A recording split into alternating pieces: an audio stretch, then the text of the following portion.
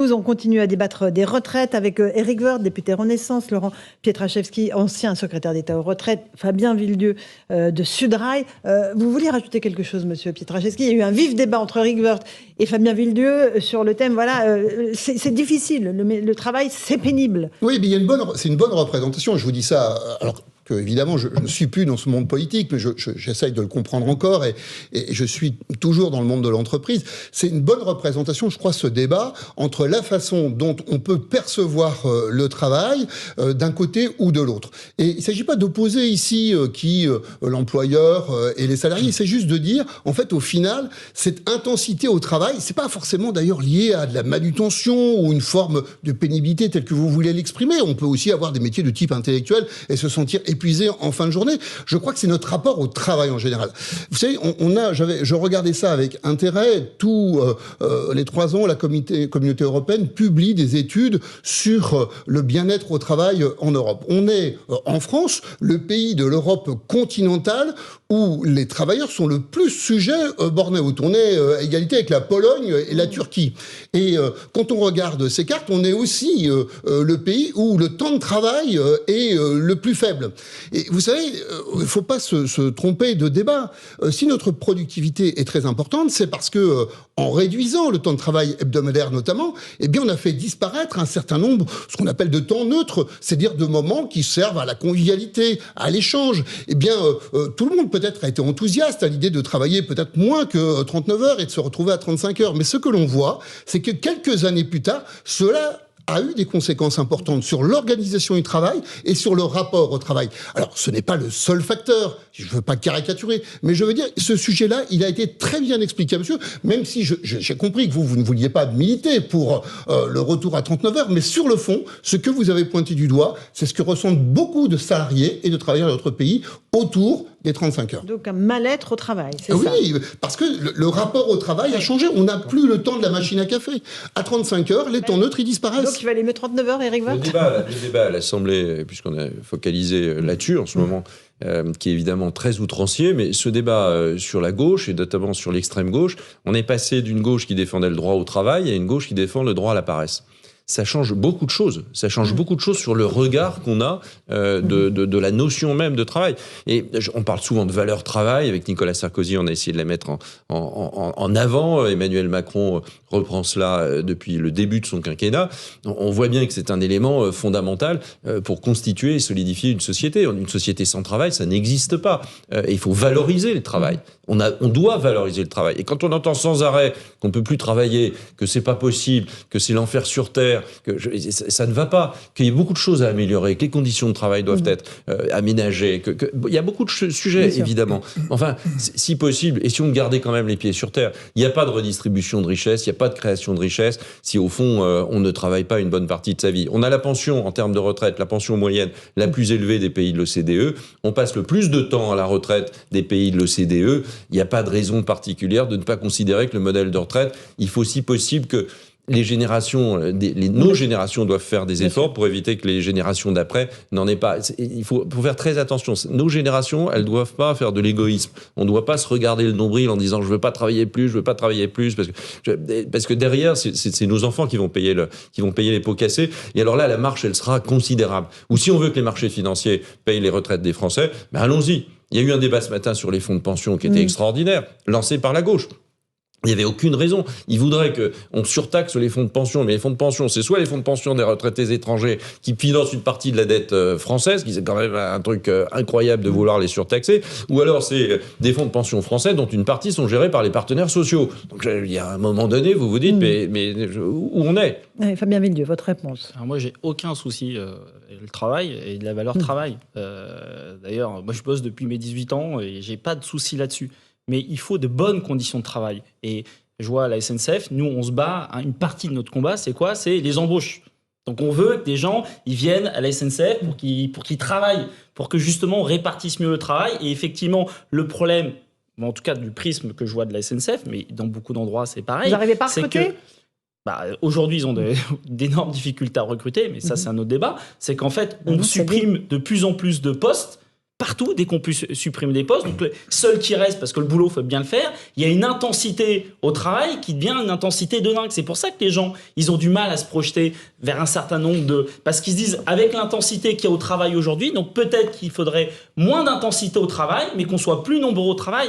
Et je ne suis pas, des fois, dans le débat un peu caricatural, il y a ceux qui sont pour le travail et ceux qui ne le sont pas. Moi, j'ai pas de souci là-dessus, je suis d'accord avec vous. S'il n'y a pas de travail, il n'y a pas de richesse. Et s'il n'y a pas de richesse, il n'y a pas de répartition des richesses. Donc, il n'y a pas de problème là-dessus. Mais aujourd'hui, je trouve que dans un certain nombre d'entreprises, et je vois que s'il se passe ça à la SNCF, donc je me dis, il se passe ça dans d'autres boîtes, c'est que c'est toujours, voilà, dès qu'on peut supprimer des postes, dès qu'on peut supprimer un certain nombre d'effectifs, eh ben on le fait. Et donc, toute la charge de travail retombe sur ceux qui restent, ce qui fait qu'il y a des fois des burn-out, des fois des gens qui n'en peuvent plus, alors que peut-être, effectivement, il faudrait moins d'intensité pour qu'on soit plus à l'aise et qu'on puisse pour le coup se projeter plus longtemps. Non, mais le travail, il a nécessairement une certaine intensité. Enfin, il est assez naturel de ne pas passer son temps devant la machine à café. Donc il faut évidemment une certaine intensité.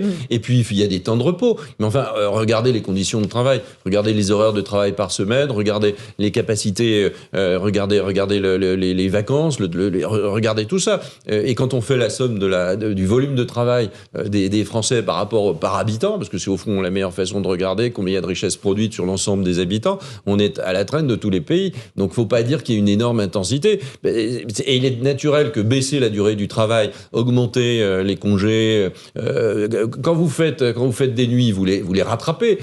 Donc, tout ça doit être pris en compte. Il y a une intensité à un moment donné au poste de travail. Et puis après, il y a évidemment la capacité de reprendre. Donc, il est normal qu'il y ait de l'intensité. Il est normal aussi que les salariés soient formés à cette intensité. Et il est normal qu'ils soient payés également en fonction de cette intensité, en fonction de leur productivité. La salaire, elle est importante, Fabien Villedieu.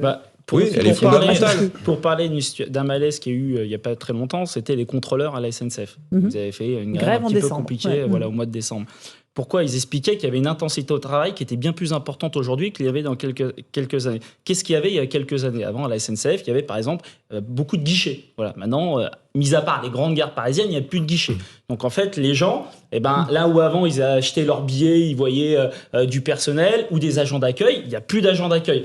Ils se reportent sur le contrôleur qui a les mêmes missions qu'il avait avant, mais là il se retrouve à avoir encore plus de gens qui ont plus gueule en disant moi j'étais en gare, il n'y a pas de guichet, donc c'est de votre faute, parce que c'est toujours de la faute du contrôleur. Voilà, donc il y a une intensité, ils le disent, et là où avant ils étaient 2 voire 3 contrôleurs, maintenant il est tout seul, le collègue. Et ça, ces exemples comme ça, on les démultiplie. Pourquoi? Parce que et la SNCF, c'est pas un îlot. Dans toutes les boîtes, c'est comme ça. C'est-à-dire qu'il y a une intensité qui a été faite au niveau du travail qui est plus importante aujourd'hui qu'il n'y a quelques années. Oui. Ça, c'est vrai. Et c'est d'ailleurs pour ça que les gens ont du mal à se projeter vers un certain nombre d'années en se disant, vu les conditions de dingue que j'ai, mais comment je vais pouvoir bosser jusqu'à 64 ans? Monsieur Pietraszewski. Merci encore pour ce témoignage, c'est très clair. Évidemment, quand il ne s'agissait pas pour moi de pointer du doigt les entreprises qui ont essayé de faire disparaître les temps neutres ou les temps perdus dans le cadre de la réorganisation des 35 heures, mais tout simplement, pourquoi l'ont-elles fait? Parce qu'elles ont aussi un coût du travail qu'il faut qu'elles puissent supporter au regard de la concurrence. Donc, en fait, ce que je pointe là, c'est le côté un peu pervers parfois de leurs revendications sociales poussées à l'extrême, même si, et je le partage avec vous, il faut avoir cette volonté d'améliorer les conditions de travail, c'est qu'à un moment donné, il faut aussi un peu se projeter en se disant, est-ce que ça, c'est une bonne idée pour les travailleurs? Est-ce que ça, sur le fond, c'est quelque chose qui va leur rapporter dans le temps? Moi, je crois que l'aménagement du temps de travail est très important, les conditions de travail sont très importantes, et au final, il faut aussi que l'entreprise puisse se positionner sur le marché avec des coûts qui soient des coûts au moins cohérents avec ce qu'elle produit, ce qu'elle vend. Donc c'est ça aussi notre point de vigilance collectivement. Et dans cette réforme, on met fin aux régimes spéciaux. C'est un point qui est extrêmement important. On met fin aux régimes spéciaux pour les nouveaux entrants, ceux qui ont un contrat de travail. Ce sera en 2000 combien? Oui, mais ça va commencer dès maintenant. Ça va commencer dès qu'il y aura des personnes embauchées à partir du mois de septembre. Elles seront au régime général pour la retraite. Elles connaîtront les mêmes conditions de travail que tous les salariés, évidemment, de la SNCF. Et Dieu sait qu'il y a une habitude de dialogue social et que les syndicats de la SNCF n'acceptent pas de travailler dans n'importe quelle condition. Pardon, je pense réellement. Donc ces régimes spéciaux qui ne s'expliquent plus, ils ne s'expliquent pas du tout par rapport à l'ensemble de la société. société doivent être mis en extinction, et c'est ce qui va arriver. Ça ne veut pas dire que s'il y a une véritable pénibilité, s'il y a une véritable pénibilité, on rentrera dans le régime général du constat médical de la pénibilité. Ça vous fait réagir, M. Villedieu, là? Bah oui, ça me fait même sourire parce que, en fait, on agite toujours les régimes spéciaux pour faire peur. Moi, je le dis toujours, parce que les gens ne le savent pas, les régimes spéciaux n'ont pas été mis pour des raisons de pénibilité. Un conducteur de bus de la RATP, c'est pas plus pénible qu'un conducteur de bus du Havre, c'est vrai. C'est pour des raisons d'attractivité et de fidélisation. Vous allez arrêter, peut-être, si vous gagnez les régimes spéciaux. Aujourd'hui, la RATP, ils ont du mal à embaucher des conducteurs de bus. Voilà. Donc, une des raisons d'attractivité, vous allez leur enlever. La résultante de tout ça... C'est les salaires. Oui, mais sauf que le problème, c'est qu'aujourd'hui, le ministère, moi je suis au conseil d'administration de la SNCF, donc il y a le ministère qui est à côté. Dès que Farandou, le président de la SNCF, dit bon, on va essayer d'augmenter les salaires, ils ont augmenté de 6%.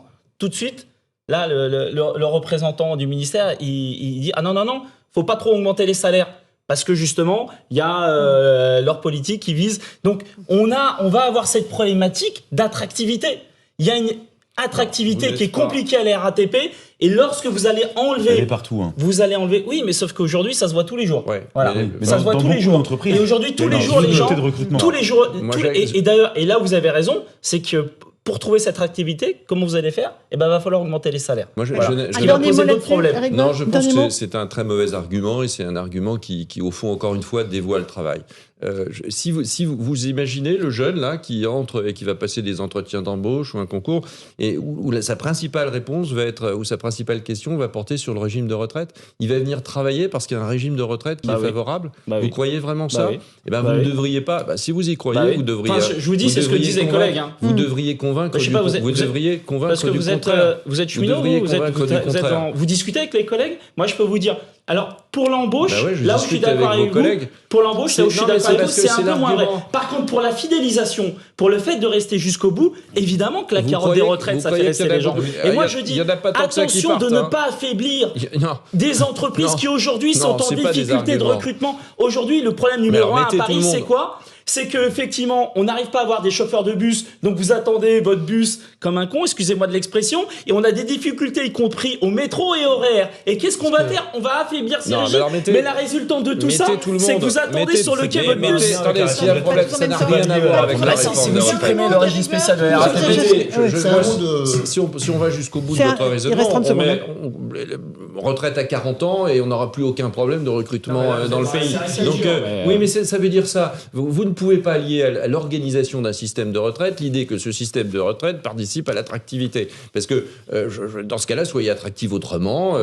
D'abord, conducteur de bus, c'est un beau boulot. On peut le faire quand même beaucoup plus longtemps. C'est la question du contrat social. En fait, c'est la question du contrat social que vous évoquez, M. Villedieu. C'est quel est le contrat social qui fait que je rentre dans une boîte et que j'y reste. Et ce contrat social, c'est vrai qu'il évolue. Il évolue en fonction des conditions de travail, en fonction du niveau de rémunération, et que c'est un tout. Et c'est cela qu'il faut regarder. Donc peut-être ce qu'il n'y aura pas demain sur un avantage, peut-être retraite indue, il y aura demain sur un niveau de salaire qui sera réélevé. Allez.